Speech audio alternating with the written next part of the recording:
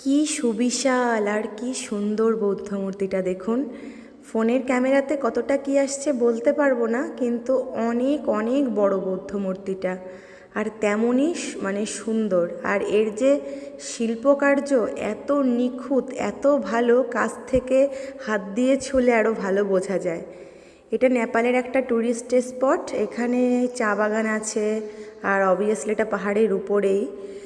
এত দারুণ জায়গাটা, মনটা পুরো শান্ত হয়ে যায় গেলে। একে তো প্রকৃতি এত সুন্দর, তারপর পাহাড় আকাশ মিলে যেন একটা ভীষণ একটা সুন্দর অপরূপ সৌন্দর্যের সৃষ্টি করেছে।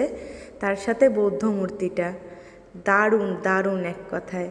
এখানে গেলে সকাল থেকে সন্ধ্যা কী করে সময় কেটে যাবে শুধু বসে থেকেই বোঝা যাবে না। ভীষণ সুন্দর, তার সাথে এই ঠান্ডা ওয়েদার, সব মিলিয়ে গরম গরম চা, জাস্ট ফাটাফাটি আর কি। আর এখানে অনেক ফটো সেশন করার জায়গা ছিল, সবাই ফটো তুলছিল, কেউ সেলফি নিচ্ছিল, কারণ সবাই চায় তাদের বেস্ট মুহূর্তটাকে ক্যামেরাবন্দি করে রাখতে। তো আমি তো দারুণ উপভোগ করছিলাম এই প্রাকৃতিক সৌন্দর্য। দার্জিলিংয়ের সৌন্দর্য একরকম, সেখানকার পাহাড়ের, আর নেপালের সৌন্দর্যটা পুরোপুরি আলাদা।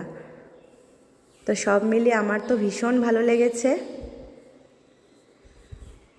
আর এখানকার মানে দার্জিলিংয়ের চা পাতাগুলো না কাটা হয়ে গেছে, কিন্তু এখানের চা বাগানগুলো এখনও পুরো সবুজে সবুজে ভরা।